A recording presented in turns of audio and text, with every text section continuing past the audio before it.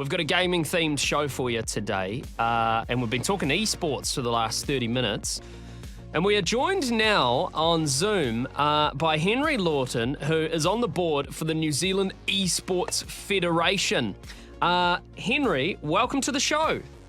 Kia ora. Thank you for having me. Now, I'm not super all over the esports world, but was there crowds and did you have prizes and did people get pretty into it? Like, everyone's seen the big sort of celebrations after a rugby player scores a try or after, they get a slam dunk or something in basketball. But what's it like when someone gets a great win in an esport?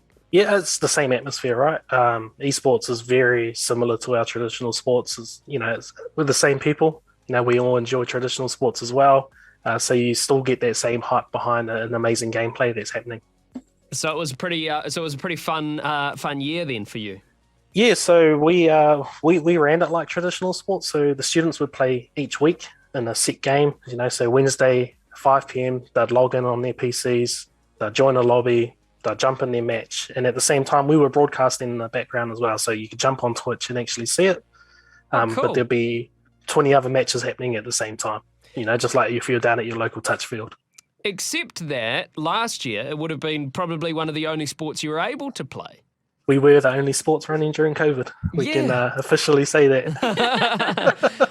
Yeah, that's pretty cool. Did you find like a lot of people maybe joined because of lockdown and stuff like that? There's always been an appetite, especially from our rangatahi in that space. That they're in this new generation is a lot different from when we grew up. Sports and being out in the fields was where we were, and that was our safe place and where we felt comfortable.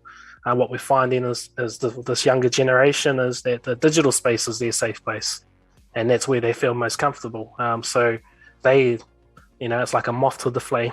They just want to be there. They want to be amongst it. So you work a lot with like high school students. Do you ever have conversations with parents because I think a lot of parents are a little bit concerned, like they might be like, I don't know how long my kid should be playing for, Yep. I don't know, like, should they be on there talking to people? Because like when I was growing up, it was like, everyone was like, chat rooms of the devil, do not log on to them, like there's creeps on there, is it safe? And do you have to have lots of conversations with parents about those sorts of things, about how long kids are spending gaming and who they're chatting to online?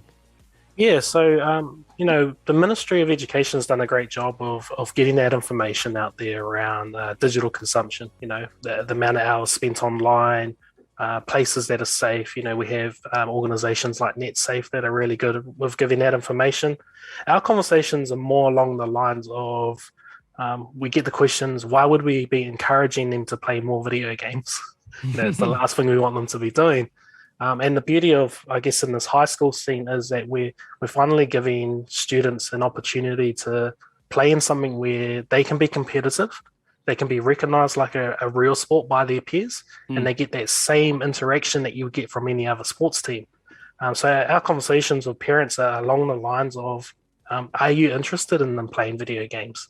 As a parent myself, my daughter plays hockey, so I take her to trainings Tuesdays and Thursdays, and then on Saturday, because it's hockey, it's a winter sports, I'm standing in the rain. Yeah. With esports, you got the luxury of turning on your TV, making a coffee, and your kids in the other room competing, and it's just about showing that interest, right? I don't know much about hockey, but my daughter has an interest in hockey, so I've got to have an interest in hockey and show it. And it's the same with gaming. Once they have an interest in what their child's doing, you actually start building that connections. You can start building some safe sort of guidelines and boundaries within the house. You got to turn it off by having a competitive environment.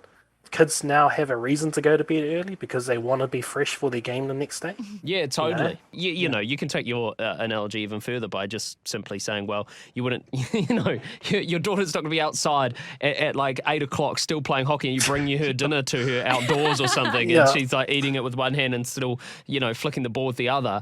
In the same way that, you can play a lot of games, but also there's times where you do need to put it down. Hey, I'm just on the website New Zealand Esports Federation, and and at the top it says, there's a New Zealand Commonwealth Esport registrations kind of thing that's open now. What is the Commonwealth Esport Championships?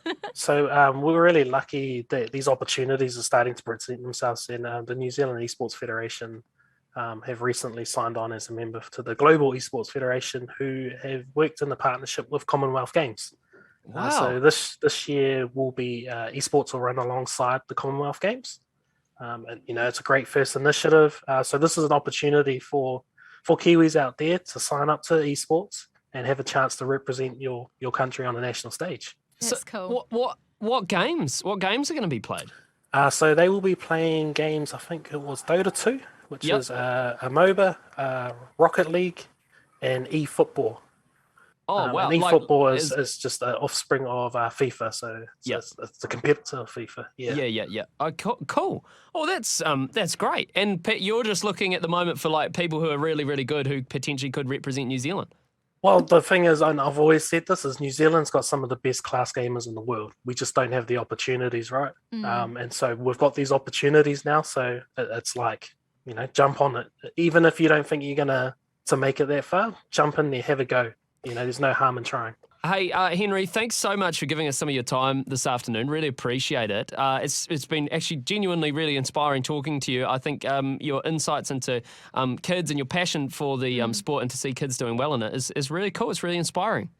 I appreciate you both having me on board. Not a problem. So if you want to check out that link, if you are pretty good at gaming or if your kids are or whatever, you can just Google the New Zealand Esport Federation or it is esf.nz. Is that it, Eloise? Yeah, that's the website. esf.nz. That'll take you straight there. And wow, the stadium in the photo looks massive. So if you want to get into that, it does look very cool.